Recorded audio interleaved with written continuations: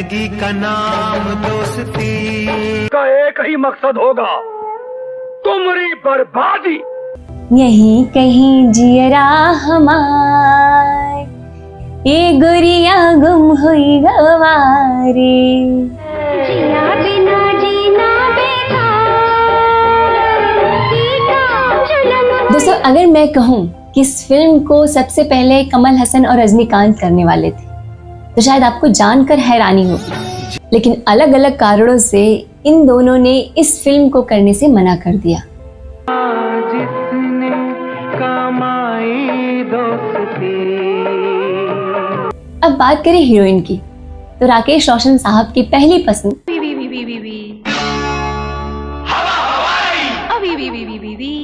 श्रीदेवी थी, लेकिन रोल छोटा होने की वजह से उन्होंने भी इस फिल्म को करने से मना कर दिया।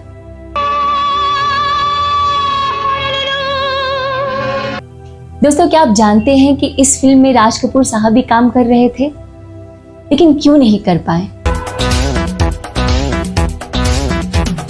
और इस फिल्म में एक ऐसा गाना जो कि पहले लिया ही नहीं जा रहा था, लेकिन जब लिया गया तो उसके बाद सुपर डुपर हिट रहा। मोती से ना हीरो से ना जेवर से, मोती से। आखिर कौन था वो इंसान जो इस गाने को नहीं रखना चाहता था? जिंदगी का नाम दोस्ती। और किसके कहने पर ये गाना इस फिल्म में लिया गया?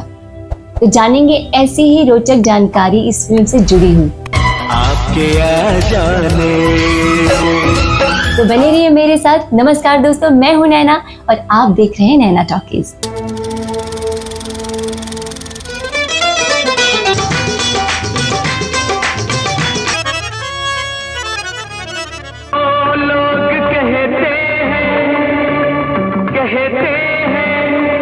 हिंदी सिनेमा में दोस्ती पे न जाने कितनी ही फिल्में बनी हैं। बात करें अगर हम दोस्ती की, याराना की, दोस्ताना की, धर्मवीर की या फिर शोले की, देखा जाए तो एक लंबी लिस्ट है। आज के इस वीडियो में हम बात करेंगे एक ऐसी ही फिल्म के बारे में जो कि आधारित है दोस्ती पर। इतना साल बीत गया, आज इस त्योहार के दिन तुम दोनों हमेशा वैसा ही। और इस फिल्म के बनने के पीछे की कहानी बहुत ही रोचक है। फिल्म क्राफ्ट के बैनर तले बनी इस फिल्म का निर्माण, निर्देशन और कहानी लेखन का कार्य किया था राकेश रोशन साहब ने, और इस फिल्म की पटकथा लिखी थी मोहन कौल और रवि कपूर ने। संवाद लिखा था कादर खान साहब ने। ये फिल्म 2 घंटे 25 मिनट की थी। 31 जुलाई 1987 को इस फिल्म को रिलीज किया गया था। फिल्म खुदगर्ज अपने गीत और संगीत के लिए बहुत मशहूर हुआ। इस फिल्म के सारे गाने हिट रहे। गीत के बोल लिखे थे फारूक कैसर साहब और इंदिवर साहब ने। इंदिवर साहब राकेश रोशन के फेवरेट थे। वो जब तक जिंदा थे तब तक राकेश रोशन के लिए गीत लिखते रहे। चाल तेरी चंचल क्यों नदिया की धारा। इस फिल्म के म्यूजिक डायरेक्टर थे राजेश रोशन। फिल्म में कुल 6 गाने थे और 6 गाने इतने हिट हुए कि ये तय कर पाना मुश्किल था कि कौन सा गाना सबसे प्यारा है और कौन सा कम, क्योंकि राजेश रोशन ने इतने प्यारे संगीत से इसको सजाया था। इस फिल्म का दूसरा गाना जो कि इस फिल्म का थीम सॉन्ग था, दुनिया में लोगों रह जाती है दोस्ती, जिसे गाया था नितिन मुकेश साहब ने। इस गाने को 3 अलग अलग वर्जन में रिकॉर्ड किया गया था। दौलत कमाई कुछ ना। दोस्तों, जैसा कि मैंने आपको पहले ही बताया कि इस फिल्म में राज कपूर साहब काम करने वाले थे। दोस्तों, यही वो गाना है जिसमें राज कपूर साहब एक्ट करने वाले थे। राकेश रोशन की दिली तमन्ना थी कि राज कपूर साहब इस गाने को करें, लेकिन अपनी खराब सेहत की वजह से वो ऐसा नहीं कर पाए।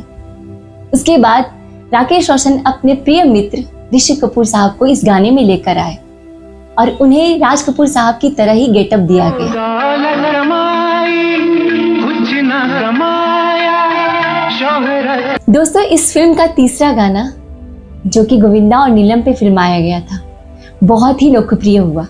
पहले आप ये गाना देखिए। और दोस्तों, यही वो गाना था जिसे राकेश रोशन साहब फिल्म में लेना ही नहीं चाहते थे। उन्होंने इस गाने को रिजेक्ट कर दिया था। उनका कहना था कि ये गाना यंग जनरेशन पे फिट नहीं बैठ रहा, क्योंकि ये गजल नुमा है, और इस वजह से इस गाने को उन्होंने लेने से मना कर दिया। लेकिन राजेश रोशन के समझाने पे राकेश रोशन ने इस गाने को फिल्म में लिया। गोविंदा साहब के सुपरहिट गानों में से ये एक गाना है जो आज भी बहुत फेमस है, क्योंकि सोशल मीडिया पे ये हाल फिलहाल में बहुत ही ट्रेंडिंग हुआ था।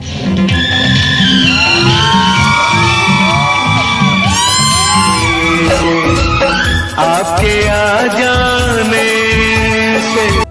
दोस्तों, खुदगर्ज फिल्म में राजेश रोशन अपने संगीत में एक नया प्रयोग किए। अपनी पिछली फिल्मों की तरह उन्होंने आशा भोसले, लता मंगेशकर और किशोर दा जैसे गायकों से नहीं गवाए। उन्होंने इस बार नए गायक नितिन मुकेश, साधना सरगम और मोहम्मद अजीज जैसे गायकों से पूरा गाना गवाया।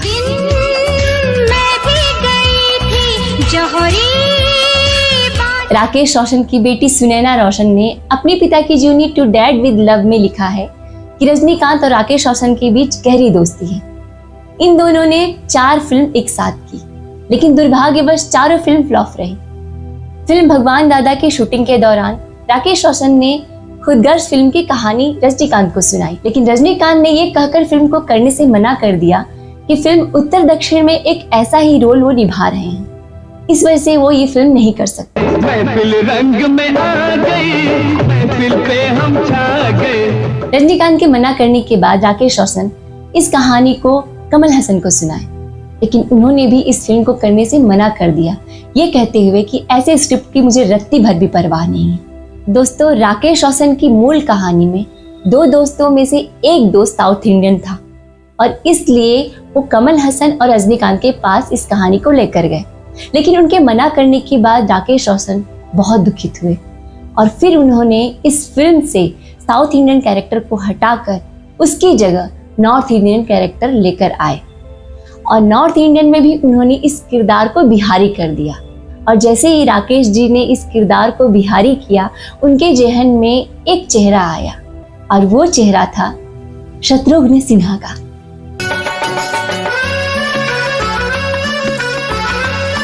जिन्हें दुनिया बिहारी बाबू के नाम से जानती है।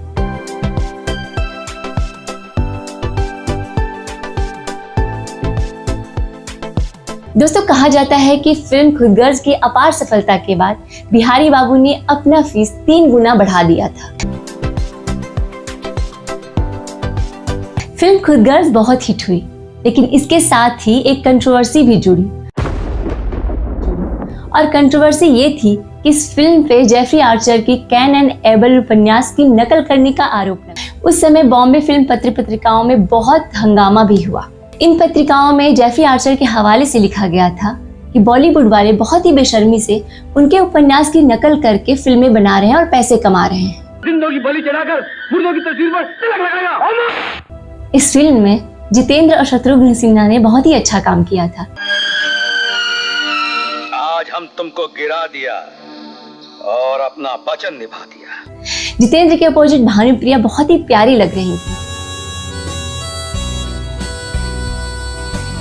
और शत्रुघ्न सिन्हा के अपोजिट अमृता सिंह बहुत खूबसूरत लगी थी। मैं तेरी लजवंती ना और तू। कहते हैं कि किरण कुमार 4 फ्लॉप फिल्में देने के बाद उन्होंने ये डिसाइड किया कि अपने पिता के तर्ज पे ही वो नेगेटिव रोल में आगे नजर आएंगे। यकीन है कि बिहारी की जिद और हिम्मत उसे बिजनेस की दुनिया में बहुत ऊपर ले जाएगी। और फिल्म खुदगर्ज उनकी पहली नेगेटिव फिल्म बनी। किरण कुमार चाहते थे कि उनके पिता जीवन साहब उनके इस खलनायक वाले रोल को देखें, लेकिन ऐसा हो न पाया क्योंकि फिल्म के रिलीज होने के पहले ही जीवन साहब चल बसे। तो दोस्तों, ये थी खुदगर्ज फिल्म से जुड़ी कुछ रोचक बातें। आई होप कि आज का वीडियो आपको पसंद आया हो। अगर पसंद आया हो तो प्लीज लाइक करें और हाँ, कमेंट बॉक्स में अपनी राय जरूर दें।